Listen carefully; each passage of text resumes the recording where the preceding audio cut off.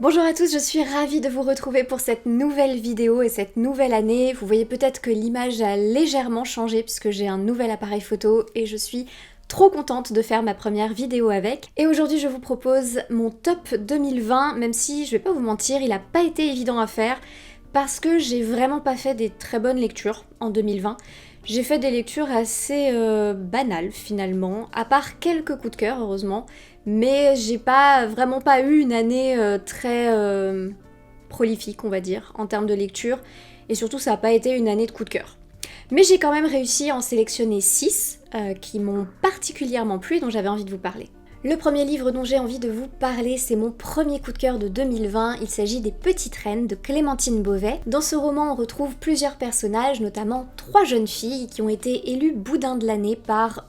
des élèves de leur lycée sur Facebook. Et donc elles vont, suite à ça, se parler, se découvrir, devenir amies et se rendre compte surtout qu'elles ont des points communs qui les amèneraient toutes à l'Elysée pour le 14 juillet pendant la Garden Party. C'est donc tout naturellement qu'elles vont décider de faire le trajet depuis Bourg-en-Bresse jusqu'à Paris pour aller à la Garden Party en vendant des boudins tout le long du chemin. Parce qu'après tout, pourquoi pas. Personnellement, j'ai trouvé que c'était une super histoire de A à Z, même si c'est complètement fou, je trouve que ça fonctionne hyper bien, c'est hyper drôle et ça donne vraiment envie de se retrouver dans leur histoire, dans leur aventure en fait. Et en plus de ça, c'est porté par la plume de Clémentine Beauvais que je trouve absolument magnifique, qui est pour moi une plume sublime. Et en plus là, elle raconte l'histoire du point de vue de Mireille. Mireille qui est un personnage que je trouve particulièrement attachant,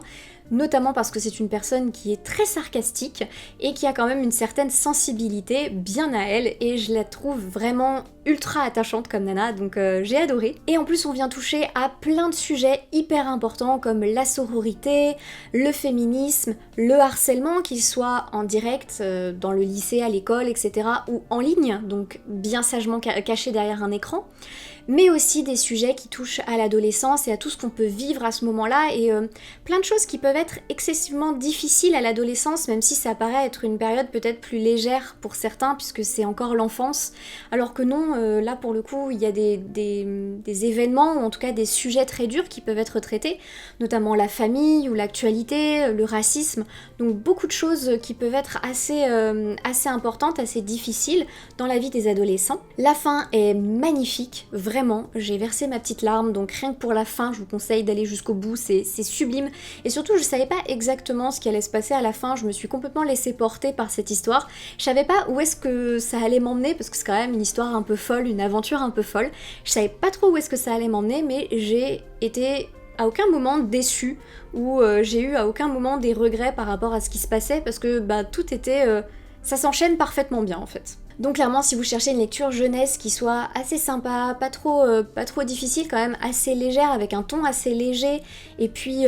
une écriture très très fluide, mais qui traite malgré tout de sujets de société assez importants, je pense que Les Petites Reines c'est parfait pour vous, et ça peut être aussi une très bonne idée cadeau, que ce soit pour un adulte ou pour un adolescent. Le deuxième livre dont j'ai envie de vous parler, ça a été une grosse découverte pour moi, parce que c'est une découverte manga, il s'agit de Magus of the Library de Mitsu Izumi. Et alors là, grosse découverte, j'ai vraiment adoré, et surtout parce que c'est un manga qui est à la gloire du livre,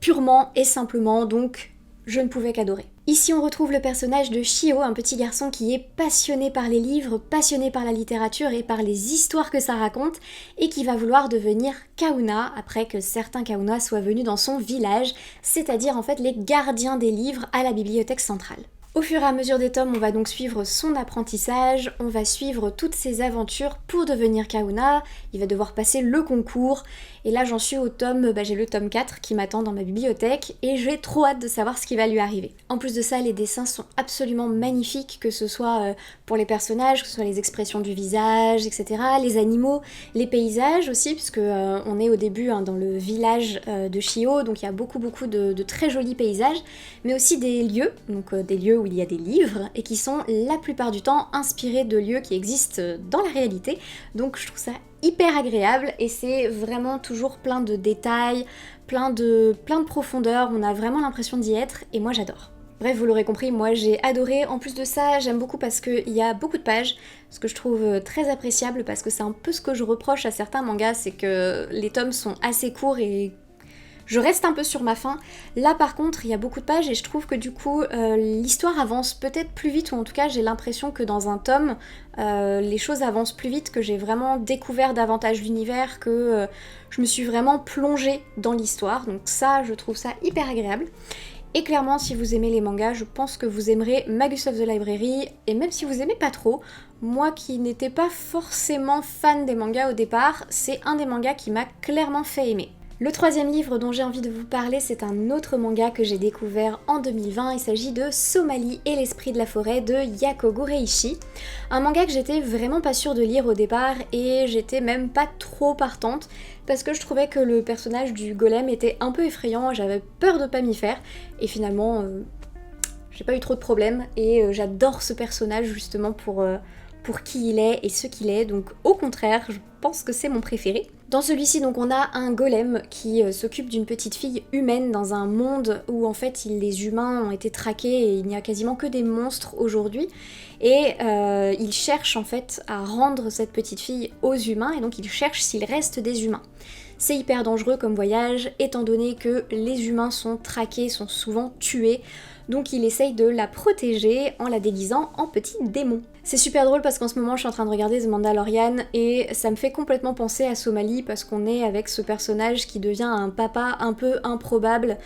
qui devient père d'un enfant d'une autre espèce et qui doit le ramener au sien, alors dans un univers très très différent, mais on a un peu cette même vibe et ça me fait rire, ce côté très attachant en fait. Là j'ai le troisième tome de Somali qui vient juste d'arriver dans ma bibliothèque et j'ai trop hâte de le lire. En plus là aussi les dessins sont absolument magnifiques, alors on est plutôt sur des dessins là de nature, de forêt, etc.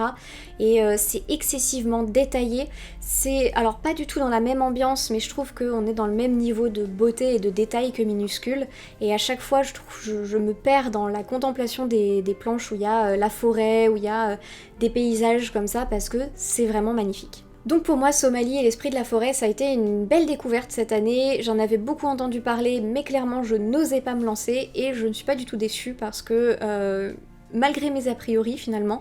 je trouve que c'est un très très beau manga et très touchant avec des personnages hyper attachants. Le quatrième livre dont j'ai envie de vous parler, c'est clairement mon plus gros coup de cœur de 2020. Si je devais en garder qu'un seul, ce serait celui-ci. Il s'agit du premier tome des livres de la Terre fracturée, la 5e saison de N.K. Jemisin, que j'ai vraiment adoré. Pour moi, c'est un pur chef-d'œuvre. Dans ce livre, on va suivre 3 vies, 3 femmes qui vont évoluer dans un univers particulièrement hostile puisque la Terre tremble de manière régulière, il y a de nombreux cataclysmes qui ont détruit des villes, qui ont détruit des cités, et les seules personnes qui sont capables d'endiguer, en tout cas d'apaiser tous ces tremblements de terre, ce sont les orogènes qui puisent en fait leur magie dans la terre, et eux, ils devraient donc être traités comme des héros, puisque l'humanité doit son salut à ces personnes-là, mais au contraire, on les traite comme des esclaves. Comme je l'ai dit, c'est clairement un monumental chef-d'œuvre pour moi, j'ai vraiment adoré. J'ai eu un peu peur au début que le style ne me plaise pas, j'ai mis quelques pages à m'y faire, mais je suis ravie d'avoir persévéré sur ces quelques pages parce que la suite m'a complètement enchantée, je me suis laissée porter de A à Z par ce récit. En plus d'avoir une histoire absolument incroyable, il y a énormément de sujets très importants qui sont soulevés par l'autrice et d'une manière que je trouve assez intéressante puisque finalement elle donne à entendre beaucoup de choses de manière très punchy. En fait, elle envoie des trucs des fois et je me suis dit ok, j'ai pris ça de plein fouet et j'adore. Elle va parler de racisme, elle va parler justement, elle va parler d'esclavage, elle va parler de féminisme, elle va parler aussi beaucoup d'amour, de famille. Et en fait, ce que j'ai beaucoup aimé, c'est que tous ces sujets, elle les amène sans effort, sans en avoir l'air. Ça tombe jamais comme un cheveu sur la soupe, c'est parfaitement bien amené. Et toutes les phrases qu'elle peut sortir, tout ce qu'elle peut dire, en fait, que ce soit extrêmement percutant ou pas, ou que ce soit plus amené différemment dans le roman, c'est toujours hyper bien amené. Il y a jamais de moment où je me suis dit ça vient un petit peu comme ça, comme un cheveu sur la soupe. Non, en fait, c'est parfait. Pour moi, c'est un roman absolument parfait. J'ai commencé là le tome 2, je suis déjà ravie du début, j'ai une 50aine de pages qui sont passées sans que j'ai remarqué quoi que ce soit. Donc je suis trop contente et j'ai hyper hâte de lire la suite. Le 5e livre dont j'ai envie de parler, c'est le 3e tome du journal intime de Cléopâtre Wellington, donc Vol au-dessus d'un nid de couscous de Digli. Alors là, clairement, j'avais adoré les 2 premiers tomes et j'aimerais beaucoup vous faire une vidéo complète sur ces 3 livres que j'ai adorés parce que vraiment le journal intime de Cléopâtre Wellington, je trouve que c'est une super bonne lecture. Et là pour le coup j'avais adoré les 2 premiers tomes, mais je pense que le 3e a été mon gros préféré, mon gros coup de cœur, puisque c'était vraiment le moment où Cléopâtre elle évolue, elle grandit d'un coup, et j'ai adoré. Ce que j'aime beaucoup dans le journal intime de Cléopâtre Wellington, c'est que Cléopâtre elle évolue au fur et à mesure des différents tomes, et pour moi c'était quelque chose de beaucoup plus réaliste que si dès le début elle avait eu aucun biais, qu'elle avait été complètement déconstruite, etc. Pour moi, ça aurait été bizarre. Alors qu'au contraire, là ce que j'ai beaucoup aimé, c'est que Digli elle a fait quelque chose qui va crescendo. Au départ, Cléopâtre elle est aussi cernée par le sexisme, donc elle l'a quand même assez bien intégré, et il y a beaucoup de choses petit à petit qui vont lui faire se poser des questions, qui vont la faire s'interroger, surtout parce que c'est une jeune fille qui est très curieuse et qui a envie d'en apprendre plus sur tout ce qui se passe autour d'elle, et qui a envie de continuer à faire ce qu'elle a envie sans qu'on la juge, et donc rien que pour ça, elle va se poser énormément de questions, et elle va se rendre compte petit à petit de tout ce qu'elle peut déconstruire, et elle va créer finalement dans son quotidien ce qu'elle a envie de voir, ce qu'elle a envie de trouver normal. Et puis elle est aussi entourée de parents finalement qui sont quand même très ouverts, qui vont lui apprendre, une mère qui va l'aider à être déconstruite, mais malgré tout ça va prendre son temps, et pour moi c'est quelque chose d'hyper réaliste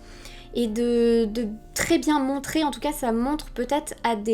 justement à des adolescentes comment est-ce qu'on peut se déconstruire petit à petit, et que le fait d'avoir encore des biais, le fait d'avoir un peu finalement intégré le sexisme, c'est pas grave, parce que c'est pas du jour au lendemain en fait qu'on prend conscience de tout et que tout disparaît, mais plutôt que petit à petit, en se posant les bonnes questions, en s'intéressant à certains sujets, en s'intéressant à certaines lectures, eh bien on peut finalement arriver à déconstruire ces stéréotypes pour créer finalement une vie qui nous plaît. Je vous conseille donc clairement de lire le journal intime de Cléopâtre Wellington, Vol au-dessus d'un nid de couscous, c'est le 3e tome, donc vous devrez commencer par les 2 premiers qui sont tout aussi bien, même si le 3e a eu clairement mon gros coup de cœur. Et aussi parce qu'on ressent vraiment que l'écriture de Digli, son style s'est affiné au fur et à mesure. Le 1er tome c'était son premier roman, et là je trouve que avec le 3e, on voit que son style s'est énormément affiné, que sa syntaxe, la structure de ses phrases, la structure de son texte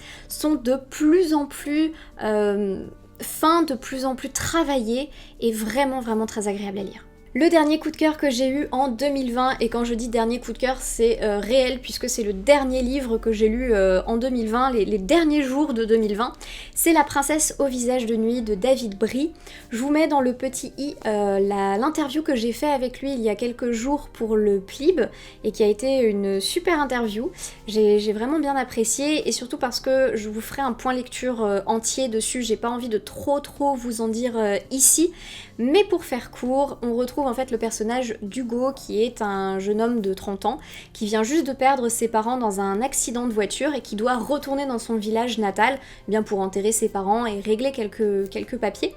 Et on s'aperçoit en fait que ça fait des années qu'il n'est pas allé dans son village, puisqu'il l'a quitté quand il avait 10 ans, et qu'on l'a retrouvé en plein milieu d'un champ,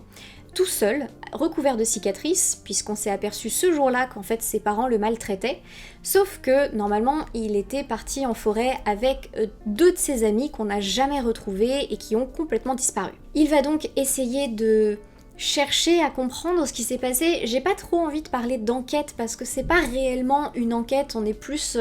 dans une vraie recherche, une envie de vérité, et donc il va essayer de comprendre ce qui s'est passé cette nuit-là, pourquoi est-ce que lui il s'est réveillé au milieu d'un champ complètement amnésique, et pourquoi est-ce que ses amis ont disparu, où est-ce qu'ils peuvent être. Moi ce que j'ai adoré, c'est que vraiment il y a une ambiance incroyable dans ce livre, réellement, que ce soit l'ambiance des lieux, parce que le village est super glauque, il y a une forêt qui fait super peur, même la maison dans laquelle il reste, la maison de ses parents est super angoissante,